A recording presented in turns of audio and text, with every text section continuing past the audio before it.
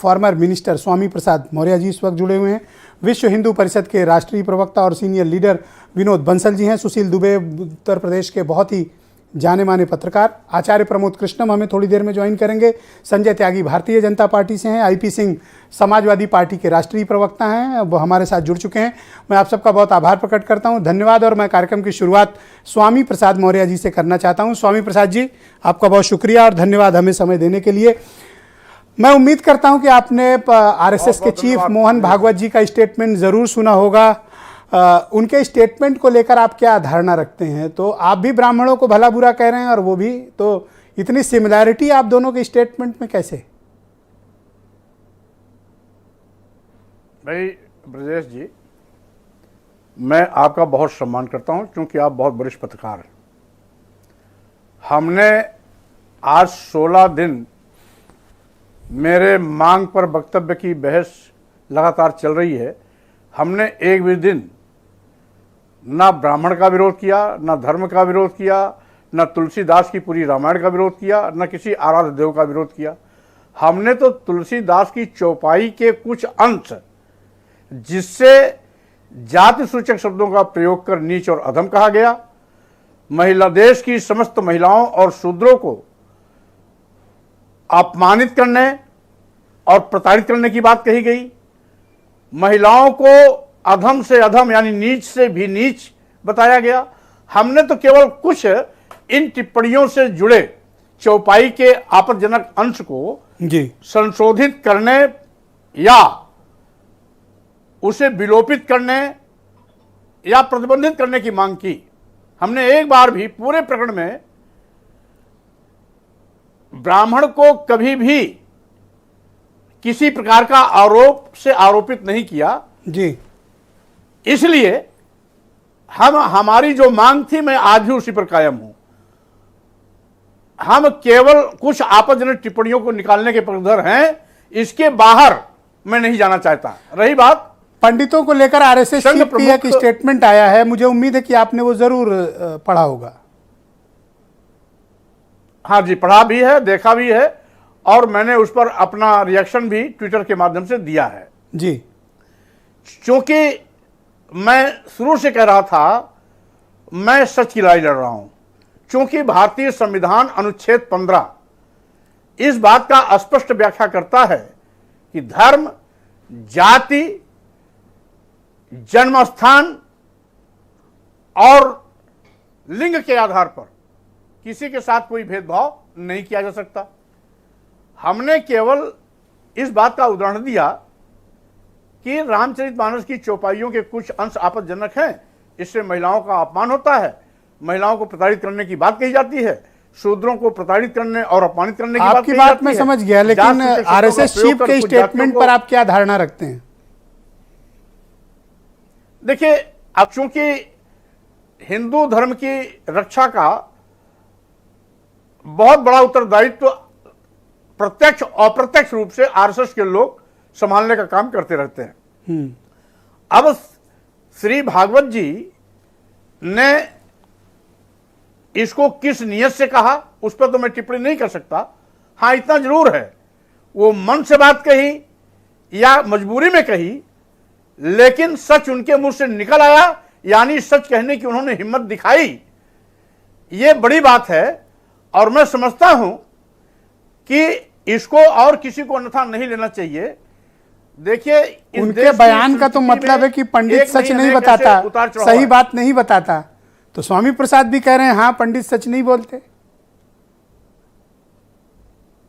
नहीं, मैं ये कैसे कह सकता हूं, क्योंकि आप जानते हैं ब्राह्मण समाज में ही राहुल संस्कृत्यायन पैदा हुए थे। ब्राह्मण समाज में समय समय पर अनेक ऐसे विद्वान पैदा हुए जिन्होंने न केवल एक वर्ग विशेष को बल्कि पूरे देश को, समाज को निर्देशित करने का काम किया। इसलिए हम ब्राह्मण समाज को लांछित नहीं करते। ब्राह्मणी व्यवस्था पर उंगली उठ सकती है, लेकिन ब्राह्मण पर उंगली नहीं उठ सकती है।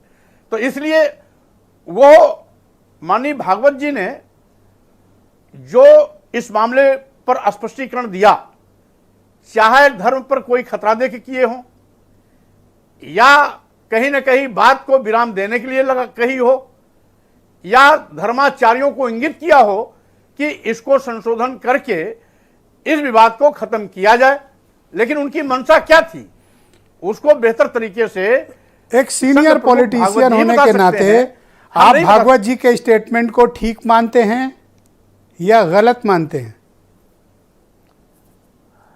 नहीं, मैं चूंकि इस पूरी की पूरी जड़ जातिवाद है, क्योंकि जातिवाद रहेगा तो ऊंच नीच रहेगा, छुआछूत रहेगा, भेदभाव रहेगा, कोई छोटा रहेगा, कोई बड़ा रहेगा, तो जातिवाद तो जहर है। आपको इसको अन्यथा इसलिए नहीं लेना चाहिए कि भागवत जी ने और भी पहले कहा था कि इस भारत में जितने भी धर्म और पंथ हैं ये सभी हिंदू रहे हैं, हिंदू धर्मावलंबी रहे हैं। कभी कोई इस्लाम कबूल किया, कोई कभी ईसाई धर्म कबूल किया, इसी से बौद्ध धर्म निकला, इसी से जैन धर्म निकला, इसी से सिख धर्म निकला। तो स्वाभाविक रूप से अप्रत्यक्ष रूप से यह हिंदू धर्म की कमियों को इंगित करता है। अगर कमियां नहीं होती तो कोई एक अपनी झोपड़ी छोड़ता नहीं जल्दी, तो अपना धर्म कैसे छोड़ेगा? तो स्वाभाविक रूप से आज अगर हिंदू धर्म पर सवाल उठे हैं तो हिंदू धर्माचार्य जो सही मायने में धर्म के हितैषी हैं उनको इसकी रक्षा के लिए आगे आना चाहिए, क्योंकि धर्माचार्य ही इसके सर्वे सर्वा हैं। वही मेरी आपकी इतनी देर की बातचीत में हर चीज के मैंने पत्रकार के रूप में यह अनुभव किया कि आपने 2 बार बड़ी ही सहानुभूति और आरएसएस चीफ की बैकिंग कर रहे हैं। ऐसा लगता है कि आप आरएसएस चीफ के बयानों से सहमत हैं, उनकी कार्यपद्धति से सहमत हैं। मैं 2 दृष्टांत देना चाहता हूं। आपने कहा कि आरएसएस हिंदू धर्म की प्रत्यक्ष अप्रत्यक्ष रक्षा करता है, ये आपका स्टेटमेंट है। और दूसरा, आपने जो ब्राह्मणों को लेकर उनका स्टेटमेंट है उसकी बैकिंग कर रहे हैं। तो आपका मन बदल रहा है क्या थोड़ा? हमेशा उनका स्टेटमेंट ऐसा है ब्रजेश जी, आप आज से नहीं बहुत पहले से मेरा स्वभाव जानते हैं। मैं किसी के एक बयान से उनके हां में हां कर दूं, उनके साथ चला जाऊं, उनके विचारधारा में मिल जाऊं, यह कभी संभव है ही नहीं। और इसलिए इसको किसी और से अन्यथा न जोड़ा जाए। हां, इतना जरूर है कि उन्होंने इस बात को कह करके बहस में एक लंबी चर्चा के लिए एक अवसर और दिया है। तो उनके इस बयान को तो आप बहुत तसल्ली महसूस कर रहे होंगे कि आपके ही एजेंडे को आगे बढ़ाया जा रहा है। नहीं, हमारे एजेंडे को तो आगे इसलिए नहीं बढ़ा रहे हैं कि आज संघ प्रमुख भागवत जी के संरक्षण में केंद्र की सरकार है, देश के तमाम प्रदेशों में सरकार है। सही मायने में अगर हिंदू धर्म की बुराइयों, कुरीतियों, जातवाद, छुआछूत, ऊंच नीच, भेदभाव को खत्म करना ही है और मेरी मांग के अनुरूप आपत्तिजनक टिप्पणी निकालनी ही है, तो केंद्र सरकार कोई निर्देश दे, केंद्र सरकार से कहे इस गंभीर मामले पर विचार करके धर्माचार्यों से बात कर इस समस्या का हल करें। केवल कह देना पर्याप्त नहीं है। आज उनकी सरकार है, वो अगर सही मायने में दिल से दिया गया बयान है तो इसको अमल करने का भी काम करें, अन्यथा ये तो छलावा और धोखा के साथ धोखा के अलावा कुछ नहीं होगा। जी मौर्य जी, मैं आपका बहुत शुक्रिया अदा करता हूं और धन्यवाद देता हूं कि आप मेरे साथ इस परिचर्चा में सम्मिलित हुए और आपने अपना बयान और अपनी ओपिनियन बोल्डली हम सबके समक्ष रखी। आपका बहुत शुक्रिया, धन्यवाद।